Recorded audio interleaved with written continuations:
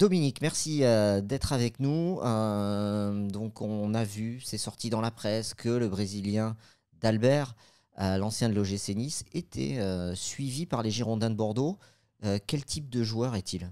D'Albert, ça a été la belle révélation lors de sa saison du côté de Nice, dans ce rôle de latéral gauche, on va dire un peu à la brésilienne, assez offensif, même si défensivement il avait montré aussi quelques garanties. Mais dans sa capacité à amener le surnombre en phase offensive aussi, c'était un joueur très intéressant. Et du côté de Nice, en tout cas, c'est un joueur qui a laissé une bonne image, une bonne trace. Maintenant, ce qui peut être un peu dommageable pour lui, c'est ces 2 années passées du côté d'Inter Milan où il n'a quasiment pas joué, quoi. C'est aujourd'hui de mémoire, je crois qu'en termes de titularisation, il doit en avoir 14 ou 15 en 2 ans. C'est ça. C'est très peu. C'est très peu pour ce joueur-là qui voilà, avait montré de très belles choses du côté Nice et on pensait qu'il avait la capacité à passer ce palier italien. Malheureusement pour lui, après, bon, il faut voir aussi le contexte de l'Inter Milan. Sur les 2 derniers ans, ça a pas mal bougé, notamment sur le banc. Ça n'a peut-être pas aidé. Mais il y a voilà, cette petite tâche qui, par rapport à sa très belle expérience à Nice, peut laisser quelques questions aujourd'hui. Est-ce qu'il pourrait s'intégrer dans le système 3-4-2-1 de Paulo Sousa avec des joueurs de couloir? Donc lui, c'est le couloir gauche qui peut faire l'essuie-glace et se replacer défensivement et surtout attaquer offensivement. Oui, tout à fait. Bah là, c'est pour ce type de joueur, je pense clairement que le système de jeu est l'idéal. C'est-à-dire que c'est un joueur qui est très attiré par le secteur offensif, même si à la base ça reste un latéral et comme je l'ai dit, ça reste un bon défenseur. Mais c'est un joueur qui est capable d'apporter des surnoms, mais surtout d'apporter énormément de dédoublements dans son côté, dans son couloir gauche. Donc dans ce système en 3-5-1-2, oui, c'est clairement le profil idéal pour lui et pour le club qu'il aura, s'il va mettre ça à Bordeaux, pour pouvoir avoir le joueur idéal dans ce couloir-là. C'est un joueur qui a énormément de volume de jeu, qui fait multiplier les courses et ça peut être vraiment une bonne opération pour les Girondins, même si voilà, il faudra attendre de voir en termes de conditions physiques où est-ce qu'il se situe, et surtout en termes de niveau de jeu, qui ces 2 dernières années n'ont pas été trop dommageables. Est-ce que tu penses que le transfert est possible? Parce qu'il a un contrat qui va jusqu'en 2023. Alors oui, il a un long contrat et je sais, la presse italienne avait indiqué, c'était il y a quelques semaines, que l'Inter envisageait seulement un transfert et non pas un prêt. Et le transfert pouvait dépasser les 10 millions d'euros. Donc 10 millions d'euros pour un latéral gauche qui a très peu joué, ça me paraît assez cher. Après, tout dépendra des moyens de Bordeaux.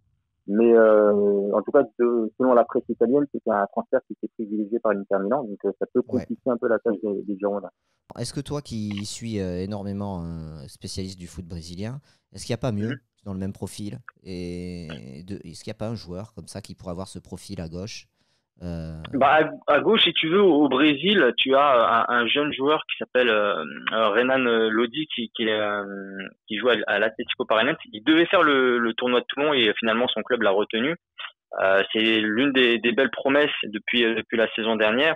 Malheureusement, là aussi, maintenant les clubs brésiliens l'ont compris. Dès qu'il y a un jeune joueur qui peut être performant, les prix s'enflamment. Et il y avait énormément de clubs. Enfin, il y a quelques clubs européens qui le suivent, notamment la Juve et du côté de l'Angleterre il y a aussi le FC Séville qui était sur lui. Mais là aussi, son prix peut décourager de nombreux clubs, notamment des clubs comme Bordeaux qui ont peut-être moins de moyens que les grands clubs européens. Et après, je pense moi clairement qu'il y a une piste qui peut être réactivée du côté de Bordeaux. On en avait parlé, c'était il y a 2 ans, il y a 1 an et demi. C'est Guilherme Arana, le joueur de Séville, qui n'a pas joué du tout en Espagne. Le club ne compte pas sur lui visiblement pour cet été, enfin pour la saison prochaine. Et lui, un prêt est envisageable. On avait parlé d'un retour au Corinthians, ça ne s'est pas fait. Mais c'est un joueur qui, selon moi, il a plus d'1 an en Espagne, donc je pense qu'il s'est acclimaté au football européen, même s'il n'a pas énormément joué. Mais c'est un joueur, si aujourd'hui on veut faire une bonne pioche à moindre coût, ça pourrait être une option intéressante pour Bordeaux. C'est vrai qu'il avait choisi Séville à l'époque C'est plutôt ça. que Je, de je rejoindre pense que le Bordeaux. Corinthians avait choisi pour lui, surtout en termes financiers. Mm, C'est surtout sur le transfert où ça avait fait la différence. Mais exact. voilà, c'est un profil. Après, là aussi, il y a encore une incertitude sur son vrai niveau. S'il est très bon au Corinthians, en Europe, ça n'a pas fonctionné. Enfin, du côté de Séville, ça n'a pas fonctionné, même s'il a fait quelques matchs. Mais ça peut être un bon pari, je pense, qui serait moins risqué financièrement que d'Albert, même si d'Albert a prouvé en Ligue 1 qu'il avait le niveau.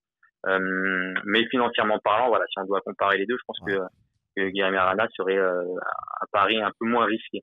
D'autant que Bordeaux s'était positionné. Alors, c'est un joueur qui n'est pas brésilien, qui est suisse, mais le Loris Benito, qui est en fin de contrat et dont ils attendent la signature. Donc, à mon avis, les pistes d'Albert et Arana seront activées. Peut-être que si Benito se fait pas. Voilà. Je sais pas, ouais. Voilà. Bon, bah, écoute, merci pour ton point de vue sur ces joueurs, Dominique. Toujours sur Samba Foot. Voilà, on retrouve l'actu du foot brésilien. Sans problème, avec grand plaisir.